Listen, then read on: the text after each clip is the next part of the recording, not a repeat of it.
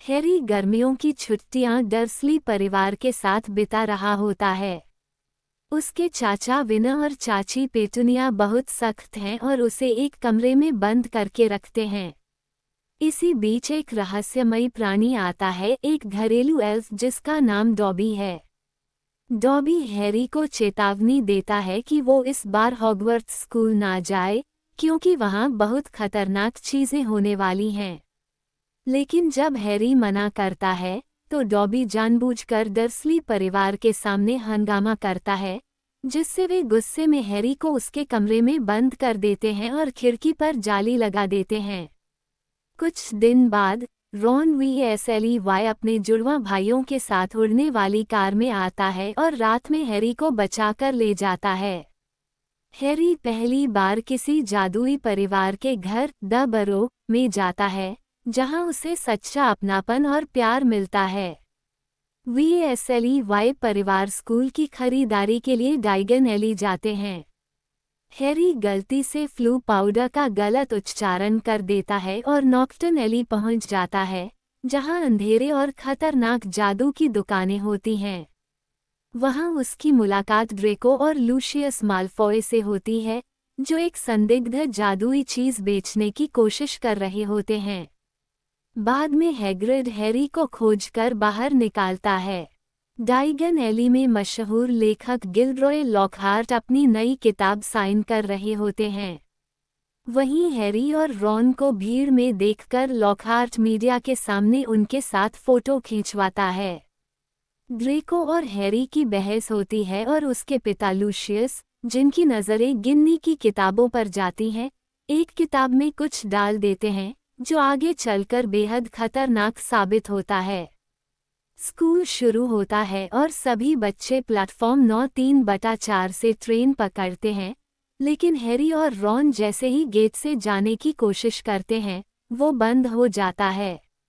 अब दोनों के पास कोई रास्ता नहीं होता, इसलिए वे घर की उड़ने वाली कार लेकर खुद हॉगवर्ट्स जाने का फैसला करते हैं। हैरी और रॉन उड़ती कार से हॉगवर्ट्स की ओर उड़ते हैं और ट्रेन का पीछा करते हैं। लेकिन रास्ते में कार का इंजन गर्म हो जाता है और वे स्कूल के पास जाकर वॉम्पिंग विलो नाम के हिंसक पेड़ से टकरा जाते हैं। पेड़ उन्हें मारने की कोशिश करता है और उनकी कार बुरी तरह टूट जाती है। फिर उन्हें प्रोफेसर स्नैप पकड़ लेता है और सख्त सजा देने की धमकी देता है, लेकिन डम्बलडोर उन्हें माफ कर देते हैं। हॉगवर्ट्स में हैरी को अजीब सी फुसफुसाती आवाज़ें सुनाई देती हैं, मार डालो। अब वक्त आ गया है। वो इन आवाज़ों के पीछे चलता है और उसे मिस नॉरिस फिल्च की बिल्ली पत्थर बनी मिलती है।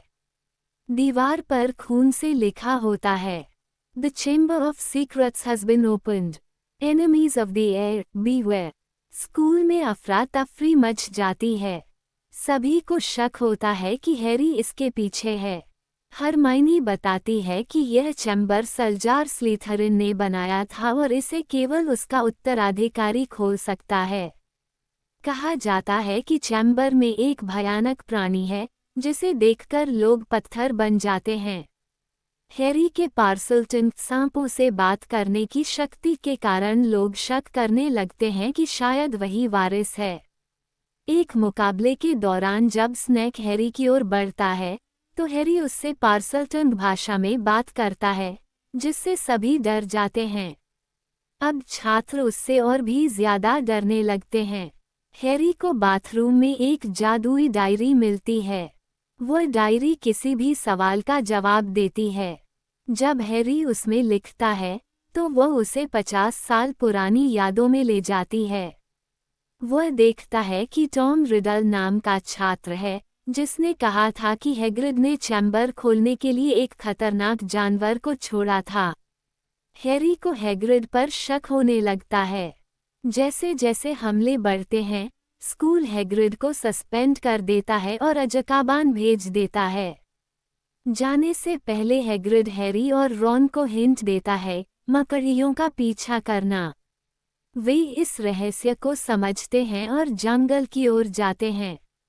घने जंगल में हैरी और रॉन को अर्गोग नाम की एक विशाल मकड़ी मिलती है, जो हैग्रिड का पुराना दोस्त है।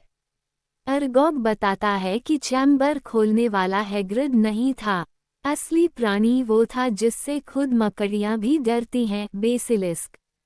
लेकिन तभी कई और मकड़ियां हमला करती हैं और हैरी रॉन मुश्किल से उड़ती कार की मदद से बचकर निकलते हैं। हरमाइनी भी अचानक पत्थर बन जाती है, लेकिन उसके हाथ में एक कागज होता है जिसमें लिखा है बेसिलिस्क, यानी एक विशाल सांप जिसकी आंखों में देखने से लोग पत्थर बन जाते हैं। हैरी और रॉन समझ जाते हैं कि यही प्राणी चैम्बर में है और वो पानी या शीशे के जरिए अपनी आंखों से हमला करता है, जिससे लोग बच जाते हैं लेकिन पत्थर बन जाते हैं। अचानक गिन्नी वियाज़ली गायब हो जाती है और दीवार पर फिर से लिखा मिलता है कि उसकी हड्डियां चैम्बर में हमेशा के लिए रहेंगी। हैरी और रॉन प्रोफेसर लॉकहार्ट के पास जाते हैं, जो पहले से ही भागने की तैयारी कर रहा होता है। पता चलता है कि लॉकहार्ट झूठा है, वो दूसरों की कहानियां चुराकर मशहूर हुआ है। वे उसे जबरदस्ती साथ ले जाकर चैम्बर का रास्ता ढूंढते हैं। हैरी, रॉन और लॉकहार्ट बाथरूम के जरिए एक गुप्त रास्ते में जाते हैं। नीचे उतरकर वे चैम्बर के दरवाजे तक पहुंचते हैं, जिसे हैरी पार्सलटंग भाषा में खोलता है।